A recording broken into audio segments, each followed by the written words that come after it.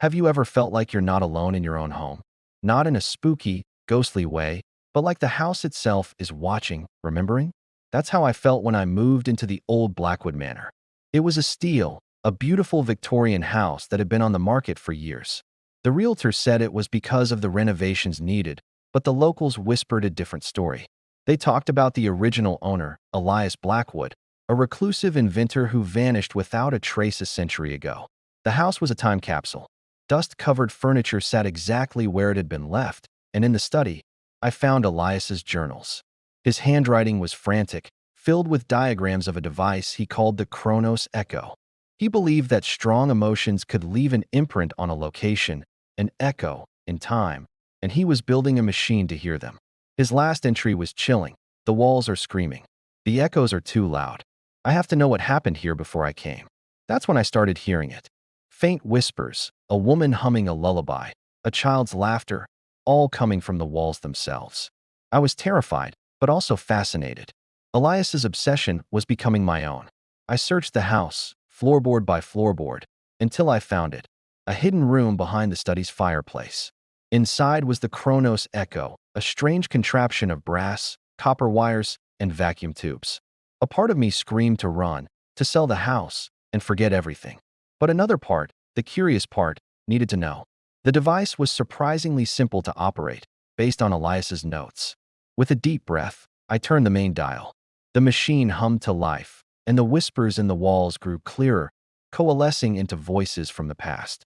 I wasn't just hearing them, I was seeing them. Ghostly images flickered around me. A family playing in the living room, a young couple arguing, moments of joy and sorrow from decades before Elias ever lived here. The land itself was a canvas of human experience. Elias wasn't trying to hear his own past. He was trying to understand the history buried beneath his feet. He believed the house was built on a place of intense emotional energy. As I tuned the device, dialing it further back, the images became older, more primal. I saw settlers building their first cabins, heard their hopes and fears. I saw Native American tribes living on the land, their ceremonies and songs echoing through the trees that once stood where my living room is now. The experience was overwhelming, a torrent of human history pouring into my mind. I understood Elias's madness. It wasn't about a single ghost. It was about the collective consciousness of everyone who had ever called this small piece of land home. Their lives, their emotions, were all still here, resonating just beneath the surface. Then, a new echo emerged, one that felt different, colder, more recent. It was Elias. I saw him in the hidden room, frantically working on the machine. He wasn't just listening anymore. He was trying to talk back, to interact with the echoes. He called out to a woman he saw, a pioneer from a century before him, begging her to tell him her story. But the past doesn't answer back. The echo is just a recording. In his final moments, I saw Elias turn the dial to its absolute maximum. He wanted to go deeper, to find the very first echo. The machine sparked violently. A brilliant flash of light consumed him, and then nothing. He was gone. He didn't vanish. He became an echo himself. The machine, overloaded, had imprinted his final, desperate moment into the fabric of the house. His confusion and fear became the newest layer in the symphony of whispers. I quickly shut down the machine, my heart pounding. The silence that followed was heavier than any sound I had ever heard. The whispers were gone. I had found the source of the echo behind the walls. It was the story of humanity, all layered on top of each other. And Elias Blackwood was its most recent, and perhaps most tragic, entry. Now, the house is quiet. I dismantled the Chronos Echo, piece by piece. Some might say I should have destroyed it, but it felt like erasing history. Instead, I've stored it away, a reminder that the past is never truly gone. It lives on in the places we inhabit, in the land we walk on, and sometimes, if you listen closely enough, you can hear its echo. This house isn't haunted by a ghost. It's haunted by memories. And now, I'm a part of its story, too. The one who finally listened and understood the echo behind the walls. Thanks for sticking with me through this incredible journey. If you love stories that blur the line between science and the supernatural, make sure to subscribe and hit that notification bell. I've got a feeling this old house has more secrets to share. See you next time. By sunrise, the lockdown sirens had stopped. But inside Blackridge Federal Complex, silence was more terrifying than noise. Warden Elias Crow stood in the administrative tower, staring down at the concrete yards through reinforced glass. The prison stretched across 200 acres, razor wire glinting in the pale morning light, watchtowers positioned like silent sentinels. From above, it looked controlled, structured, predictable, but Crow knew better. Last night, inmate Daniel Mercer had been found dead in his cell. Officially, it was being processed as an apparent suicide. Unofficially, everyone in the chain of command understood the implication. Someone had reached into a maximum security block and eliminated a man who was days away from exposing something powerful. Special Agent Naomi Vale of the Federal Bureau of Investigation stood beside Crow, arms folded, eyes scanning the yard below. "You've had 3 unexplained inmate deaths in 18 months, she said quietly. All ruled suicides. All in units with camera blind spots. Crow's jaw tightened. "You're suggesting systemic corruption?" "I'm suggesting," Naomi replied, "that mega prisons don't just hold power. They generate it." Blackridge was one of the largest correctional facilities in the Western Hemisphere. Nearly 9,000 inmates. Multiple security tiers. Separate industries running inside its walls. Manufacturing contracts, food supply operations, maintenance crews. A city within a city. And like any city, it had politics. And someone inside that political structure wanted Mercer silent. Mercer had not been an ordinary inmate. Convicted of financial conspiracy and obstruction of justice, he'd once been a mid-level systems analyst contracted to upgrade internal security software at Blackridge. 2 years into his contract, he was arrested after federal investigators uncovered discrepancies in offshore accounts linked to a prison vendor. The narrative presented in court was clean. Mercer had embezzled money. He'd taken a deal. He'd gone to prison. But Naomi had read through sealed transcripts from his sentencing. There were pages redacted in black ink, so thick it felt deliberate, like someone had taken a marker to the truth. 3 weeks ago, Mercer had submitted a formal request for protective custody.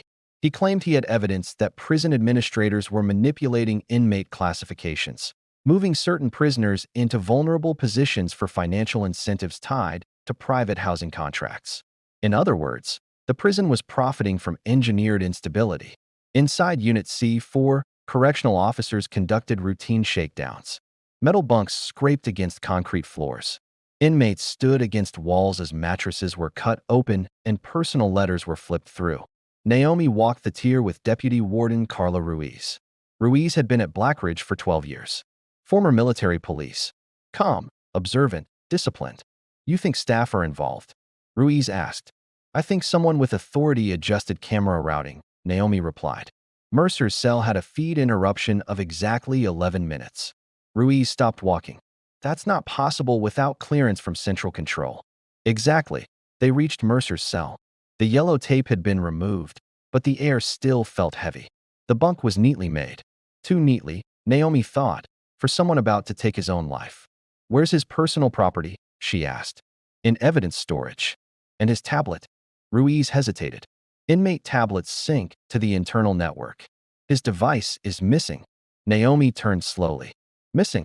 It wasn't logged with the rest of his belongings. A prison that large did not misplace devices. Everything was tracked. Serialized. Someone had removed Mercer's digital footprint before his body was even cold.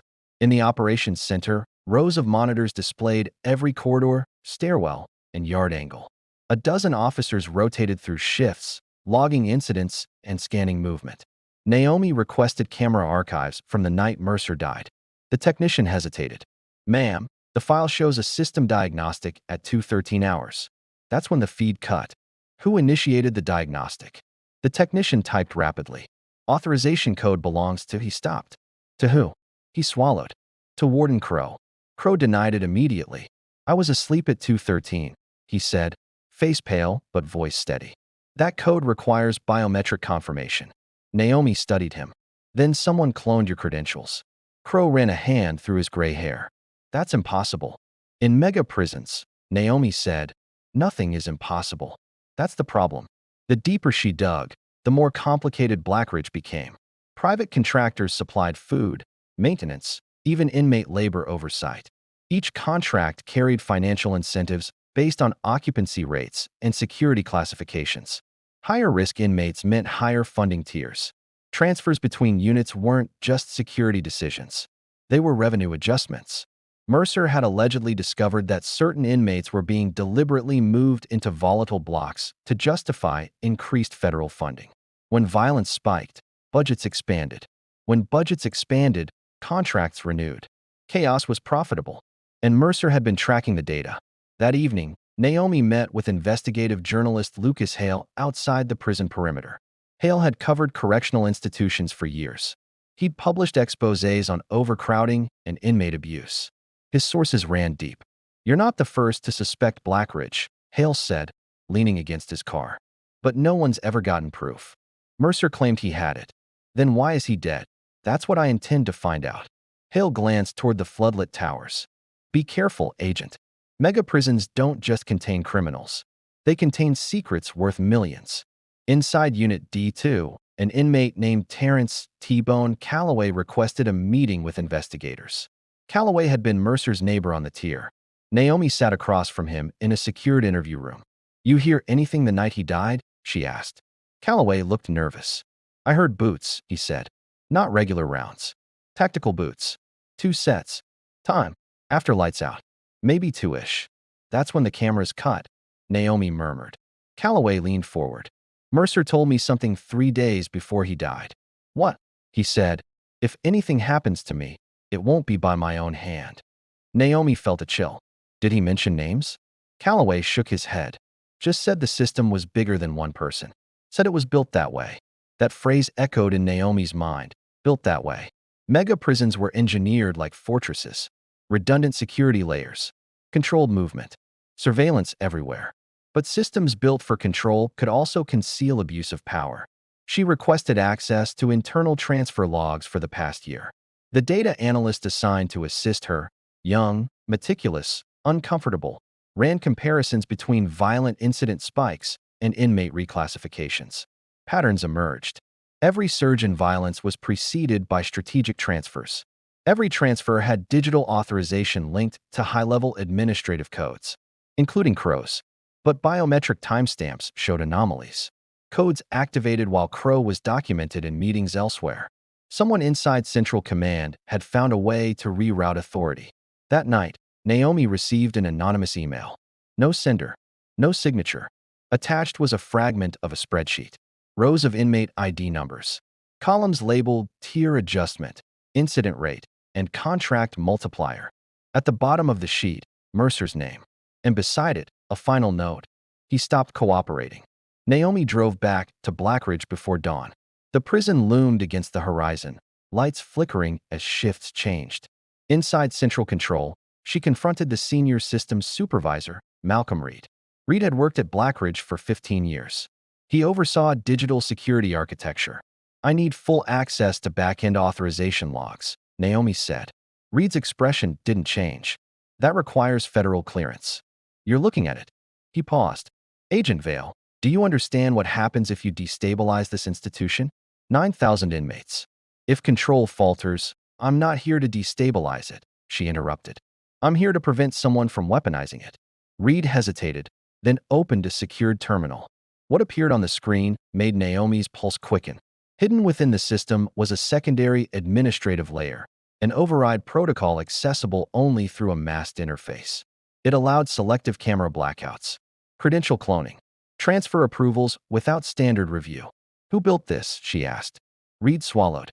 "It was added during the last infrastructure upgrade. 3 years ago. Approved by." He didn't answer. Naomi didn't need him to. The infrastructure upgrade had been managed by a private contractor. The same contractor Mercer had worked for. As she stepped away from the terminal, alarms suddenly blared across the complex. Red lights flashed. Officers shouted over radios. "Unit F yard breach," a voice crackled. Naomi sprinted toward the operations floor. On the monitors, inmates were clustering in the recreation yard. Fights breaking out. Guards deploying non-lethal measures to restore order. But Naomi wasn't watching the yard.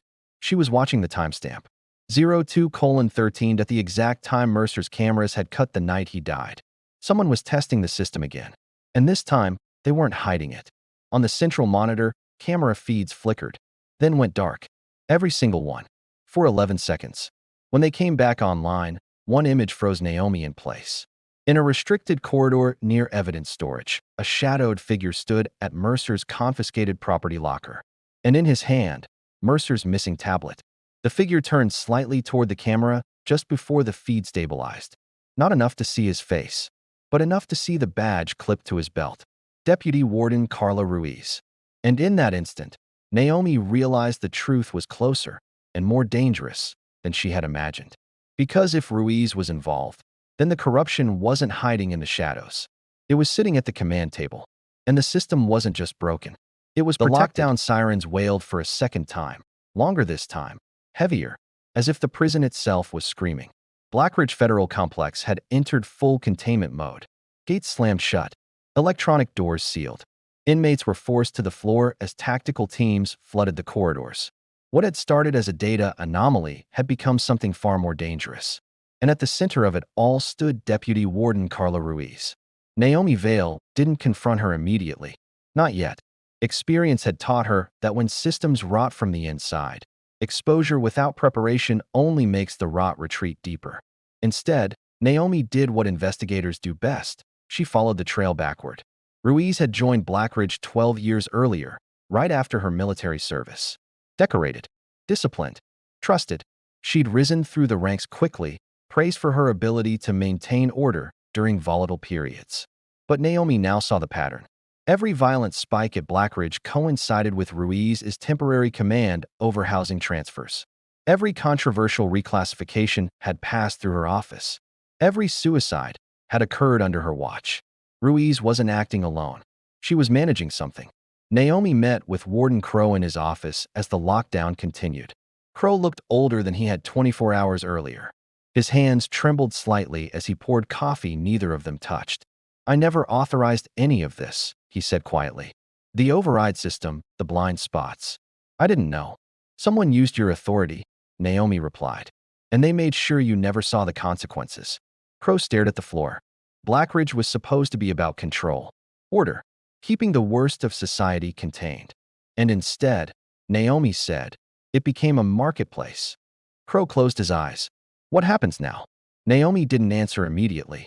She was watching the security monitor behind him. Ruiz had just left the administrative wing, and she was headed toward evidence storage. Naomi intercepted Ruiz in Corridor E, concrete walls closing in, fluorescent lights humming overhead. "Carla," Naomi said calmly, "we need to talk." Ruiz stopped. Slowly, she turned around. Her face was composed, controlled, almost relieved. "So," Ruiz said, "you finally saw it." "Saw what?" Naomi asked. "The machine," Ruiz replied. "The way this place really works." Naomi took a step closer. "You killed Daniel Mercer." Ruiz didn't flinch. "I didn't touch him," she said. "I moved him into a cell where he'd be silenced. Into a system that already knew how to silence people," Ruiz corrected. "He just underestimated how deep it ran." Naomi's jaw tightened. "Why?" Ruiz exhaled slowly. "Because prisons like Blackridge aren't built to rehabilitate," she said. "They're built to justify themselves. Every incident, every riot, every death feeds the funding pipeline. Without instability, the money dries up. Without money, the system collapses. So you created chaos." "I managed it," Ruiz said. "There's a difference." Naomi shook her head. "You destroyed lives." Ruiz met her gaze. "This place already destroyed lives. I just made sure it stayed open." Before Naomi could respond, alarms blared again. This time, it wasn't a test. An inmate uprising had erupted in Unit F, far more coordinated than the earlier disturbance. Doors that should have been sealed were open. Cameras lagged behind live movement. Someone was still inside the system. Ruiz smiled faintly. "You think I built this alone?" she asked. Naomi sprinted to operations. The control room was chaos. Officers shouting, feeds flickering, commands overlapping. Malcolm Reed was at his terminal, frantically typing. "There's another access point," Reed shouted. "Someone just activated the override from an external node." Naomi's mind raced. "External how?" "Not inside the prison," Reed replied. "Remote." Mercer's tablet. The device Ruiz had been holding on the camera feed. Naomi turned back toward the corridor. Ruiz was gone. Outside the prison perimeter, Lucas Hale sat in his car, laptop balanced on the steering wheel. He'd been monitoring network traffic anomalies tied to Blackridge ever since Naomi tipped him off. When his screen flashed red, his breath caught. A secure data package was uploading. Massive. Encrypted. From a prison-owned server. Holy hell, he muttered. Someone was dumping everything. Naomi found Ruiz in the old maintenance tunnel beneath the East Wing, a relic from the prison's earliest expansion phase. The concrete walls were damp, the air thick with rust and decay. Ruiz stood near an access hatch, Mercer's tablet glowing in her hands. "You're done," Naomi said, weapon drawn. "It's over." Ruiz looked almost peaceful. "No," she said. "It's exposed." She tapped the screen. "I scheduled the upload before you even saw me on camera. Every transfer log, every contract manipulation, every biometric clone. It's all leaving Blackridge." Naomi's eyes widened. "You're burning the entire system." Ruiz nodded. "Someone has to." "You murdered people to protect it," Naomi said. "And now you're destroying it to save yourself." Ruiz shook her head. "I'm destroying it because it deserves daylight," she said. "And because if I don't control the narrative, others will." Naomi lowered her weapon slightly. "Who else is involved?" Ruiz hesitated. Then she smiled sadly. "Everyone who looked away." The tunnel echoed with approaching footsteps. Tactical units were closing in. Ruiz looked at Naomi one last time. "Mega prisons don't fail because of criminals," she said. "They fail because of compromise." She handed Naomi the tablet. Then, without another word, she stepped backward into the darkness. The gunshot echoed once. Then silence. By morning, the story had broken worldwide. Lucas Hale's article went live across multiple platforms, backed by verified data dumps and federal confirmation. Headlines exploded. Largest prison corruption scandal in decades. Blackridge exposed. Violence for profit. Federal investigation launched into mega prison practices. Congress announced hearings within hours. Private contractors suspended operations. Blackridge entered emergency oversight. Warden Crow resigned. Malcolm Reed was taken into protective custody. Naomi Vale submitted her final report at dawn. But something still bothered her. 3 weeks later, Naomi sat alone in her apartment, scrolling through encrypted updates from internal sources. Blackridge was quieter now. Transfers frozen. Budgets scrutinized. Officially, the system was being fixed. But systems had memories. Her phone buzzed. An unknown number. She answered. A distorted voice spoke. "You exposed one prison," the voice said. "But there are others." Naomi sat up straight. "Who is this?" A pause. Then, someone who read Mercer's files. The line went dead. Naomi stared at the screen. Outside, the city moved as usual. Sirens. Traffic. Neon lights flickering against the night. Somewhere, another prison operated under the same model. Another machine waited. And Naomi knew one thing with absolute certainty. They thought the danger was contained. But Blackridge had only been one piece of a much larger structure.